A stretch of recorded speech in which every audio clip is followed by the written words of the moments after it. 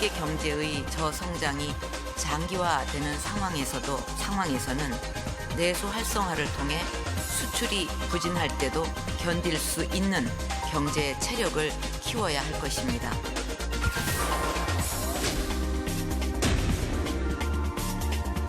우리나라 경제 성장률이 0.7%에 그치면서 3분기 연속 0%대 성장을 이어가고 있습니다. 때문에 저성장 고착화에 대한 우려가 나오고 있는데요. 한국경제 위험 요인과 저성장의 해법에 대해 한국개발연구원 천소라 부연구위원과 함께 얘기 나눠봅니다. 어서 오세요. 네. 자, 2분기 우리나라 경제 성장률 0.7%에 그쳤고요. 그 일각에서는 지금 저성장 기조가 그대로 고착되는 거 아닌가 우려하고 있거든요. 지금 이 원인이 어디 있다고 보시는지 궁금합니다. 네, 저는 올해 2분기 경제 성장률 0.7%를 가지고 아직 저성장이 고착화되었다고 논의하기에는 시기상조라고 생각을 합니다. 예, 이 0.7%라는 수치를 연율로 환산하면 약 3% 내외 정도 되고요. 네. 그 대외적인 여러 리스크를 감안했을 때 그리 나쁜 수치는 아니라고 생각합니다. 그리고 올해 2분기 같은 경우에는 네. 개별 소비세 인하와 같은 그 경기 부양책이 한몫을 하면서 일시적으로나마 개선 효과가 드러났다고 생각합니다. 그렇군요. 한마디로 아직은 경기 침체에 대한 고착 기조는 말하기 좀 시기상조다 얘기하시는 건데 지금 단정 지을 때는 아니지만 그래도 잠재 성장률을 저해하는 요인들이 좀 있기 때문에 이게 지속된다 그러면 아무래도 또 문제 발생되지 않겠습니까?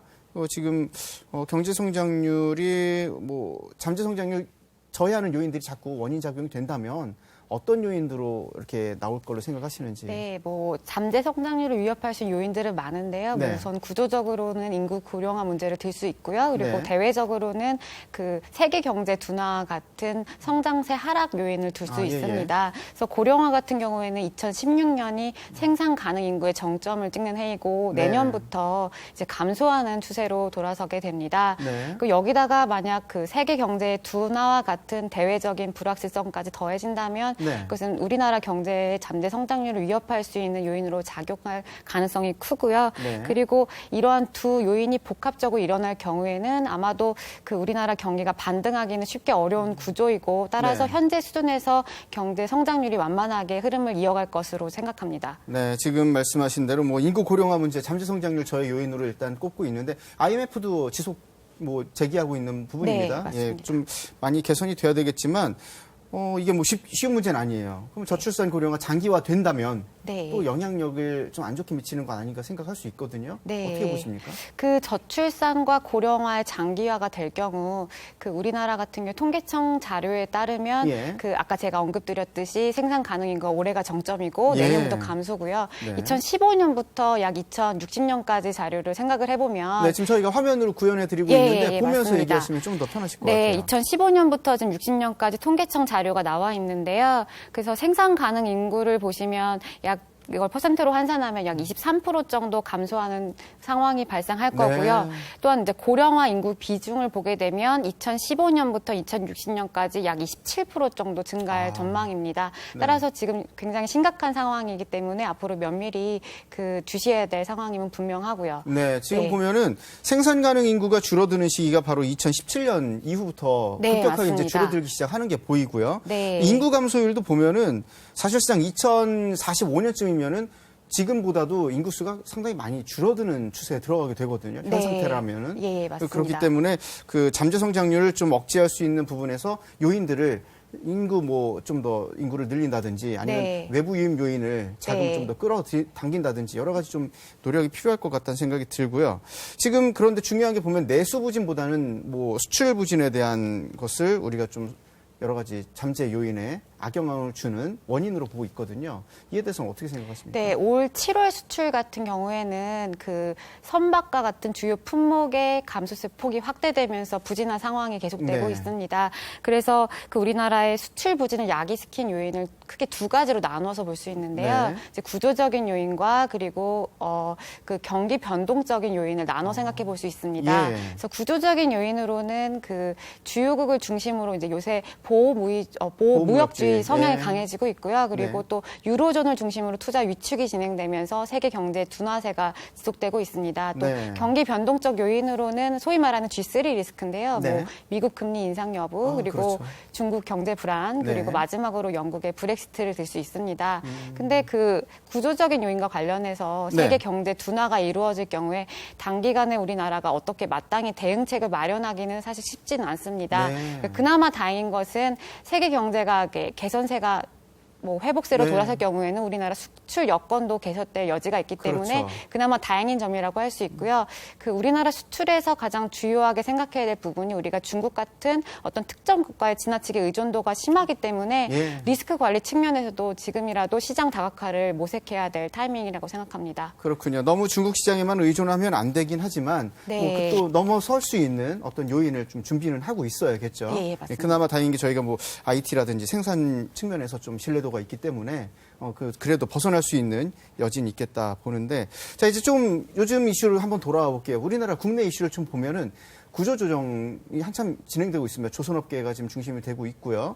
그리고 또 우리 경제 자체 뭐 부실한 어떤 영향을 완화시킬 수 있다라는 단초를 여기서 찾아보자는 얘기를 하고 있는 건데, 지금 이 부분에서는 어떤 영향이 어느 정도 끼칠 거라고 생각하시는지. 그 이번 구조조정 같은 경우에는 그 97년 외환위기 IMF 당시의 구조조정과는 성격이 다릅니다. 네. 그래서 이번 구조조정의 특징은 그 개별 기업의 부실에 대한 조정과 더불어서 예. 산업 전반의 이제 개편이 이루어지는 건데요. 즉 미래 성장 동력을 확충을 위한 성장 패러다임의 전환점과 맞물려 있다고 생각하시면 될 것 같습니다. 네. 그리고 구조조정이 그 당장에 일어나는 것이 아니라요. 향후 2, 3년 정도 걸쳐서 장기간의 이제 플랜을 가지고 일어날 것이기 때문에 예. 단기간에 경기가 급락할 가능성은 적어 보입니다. 그래서 그러나 그 경기 하방 압력에 분명히 압박이 있을 것 같고요. 예, 예. 이거를 대비하기 위해서 이번에 추경이 약 11조 정도 편성이 되었고, 관련 산업 분야의 실업이 발생할 경우를 대비해서 실업급여와 같은 제도적 장치가 예. 많이 마련돼 있기 때문에 네. 그 당장 우려할 사안은 아니라고 생각을 합니다. 그렇군요. 지금 뭐 경제회복 지원되면 결국은 일자리 창출도 또 네. 지원되는 거고 악순환이 계속 이어지는데, 고용 안전 문제랑 직결될 수 있는 부분에서 어떤 해결책을 좀 갖고 있다고 보시는지 궁금합니다. 네, 그 고용 안정 측면에서 이제 우리가 생각해봐야 될 것이 바로 이제 우선 첫 번째로 노동시장 양극화 문제를 들 수 있습니다. 예, 예. 그래서 현재 노동시장 양극화의 문제점 뭐냐면 현재 보상 체계 시스템이 생산성에 비례하지 않는 방식으로, 즉 임금과 고용 안전성이 이미 책정되어 있다는 건데요. 네. 즉 정규직의 과잉 보호 양상을 들 수 있습니다. 네. 그래서 한쪽으로 너무 생산성에 비례하지 않게 너무 과도하게 지나치게 임금이 책정되어 있는데요. 예. 그래서 이것을 해소하기 위해서 그 생산성에 대한 그 효율적으로 그 자원이 배분될 수 있도록 네. 노동시장의 이제 진입과 퇴출이 자유롭게 유연성이 확보되어야 합니다. 이런 것은 현재 지금 정부가 추진적인 뭐 노동개혁 4법에 잘 나와 있는 내용이고요. 네. 그래서 이렇게 노동시장 유연화를 통한 그 정규직의 과잉보 해소를 위해서 정부와 이제 국회가 적극적인 노력이 필요하다고 생각합니다. 네, 뭐 양질의 일자리 맞는 급여 체계까지 좀 개선돼야 될 것 같고요. 지금까지 보면 우리나라 경제에 중국에 의존한 부분이 상당히 컸습니다. 그런데 뭐 중국 경기가 부진하다 보니까 우리도 영향이 있지 않습니까? 이걸 타개할 수 있는 어떤 요인 아니면 어떤 개선책, 어떤 것들이 있을까요? 네, 사실 우리나라를 위협할 수 있는 대외 리스크는 중국뿐만이 아닙니다. 크게 세 가지로 볼 수 있는데요. 네. 그 미국 금리 인상과 그 중국 경제 불안 말씀하신 것과 같이 네. 마지막으로는 영국의 브렉시트 문제가 있었습니다. 네. 근데 브렉시트와 관련해서는 영국이 이제 브렉시트를 결정한 직후에 금융시장이 초반에는 불안한 모습을 보이다가 급속히 안정화되는 흐름을 보이고 있습니다. 네. 또한 우리나라 그 외환 보유고나 또 낮은 외화 부채, 그리고 그 대규모 경상수지 흑자를 생각해 봤을 때는 이 네. 외환 건전성도 양호한 편입니다. 그렇기 때문에 또 당장 우려할 사안은 아니라고 생각하고요. 네. 영국과의 수출 비중이 약 1.4%밖에 되지 않습니다. 그래서 직접적인 영향은 미미할 것으로 보이고요. 네. 그리고 미국 금리 인상과 관련해서는 올 그 2분기 미국 경제 성장률이 약 1.4% 정도 돼서 예상했던 것을 훨씬 밑도는 수치입니다. 그래서 미국 금리 인상도 신중하게 검토될 가능성이 있기 때문에 네. 당장 우려할 사안은 아니지만 그 말씀하신 것처럼 그 중국 경제 불안은 우리나라의 성장세를 단기간 상당 기간 어떤 네, 제약시킬 수 억제시키는, 있는 예. 요인이 될 수 있는데요. 그 원인은 바로 우리나라의 대중 수출 의존도가 약 4분의 1 정도 돼서 그 우리나라가 그 중국 경제의 의존도가 심하기 때문입니다. 그래서 네. 지금 현재 중국은 그동안의 과잉 투자가 이루어졌던 산업에 대해서 구조조정이 불가피한 상황입니다. 네. 그러나 중국 정부가 단기간에 이것을 진행할 것 같지는 않습니다. 그리고 또한 그 구조조정이 발생할 때를 대비해서 아마 제 생각으로는 그 경기 하방 압력을 완충시킬 수 있는 네. 그 적극적으로 총수요 정책을 필 것이라고 예상이 되기 때문에 그 일단은 안심할 상황이라고 보시면 될 것 같습니다. 네. 그러나 그 중국 경기가 급락하거나 급격한 변동이 있을 경우에는 당연히 그 타격을 받을 수밖에 없는데요. 그 우리나라와 중국 간의 그 산업별 연관성을 생각해 본다면 네. 그동안 투자가 이루어졌던 산업 같은 경우에 전기나 전자제품 같은 경우에는 타격이 클 수밖에 없고요. 그렇죠. 그 대신에 그동안에 우리나라가 수출을 적게 해왔던 소비 관련 분야에는 영향이 미미할 것으로 판단됩니다. 네. 자, 이제 중요한 건 잠재 성장률 저해 요인들을 해소해야 앞으로 경제 회생하는 데 좀 더 도움이 되겠다는 생각인데 어떤 부분들이 좀 해결책으로 볼 수 있습니까? 네, 오늘 말씀하셨듯이 인구 고령화, 저출산 문제로 인한 인구 감소가 결국에 노동력의 감소를 일으키고요. 네. 또한 그 중국을 비롯한 세계 성장의 둔화가 바로 우리나라의 거시 경제 전반을 흔드는 큰 요인이라고 볼 수 있습니다. 네. 이러한 그 저성장을 해결하기 위해서는 우선 총공급 측면에서의 역할이 중요하다고 생각할 수 있겠는데요. 네. 첫 번째로는 그 부실 기업의 구조 조정이 잘 이루어져야 되는데 이를 네. 위해서는 그 생산성이 높은 방향으로 그 금융 자원이 효율적으로 분배되어야 합니다.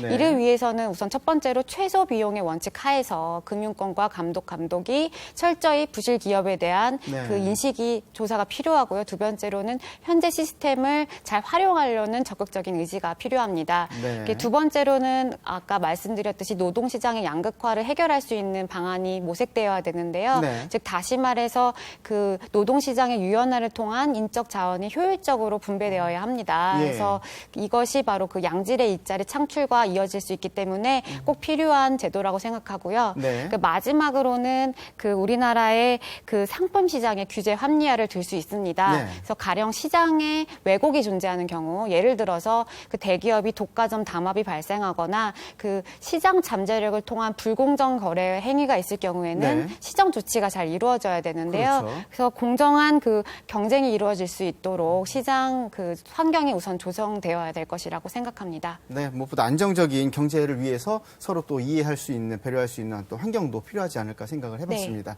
네, 지금까지 한국개발연구원 천소라 부연구위원과 함께 얘기 나눴습니다. 오늘 말씀 고맙습니다. 네, 감사합니다.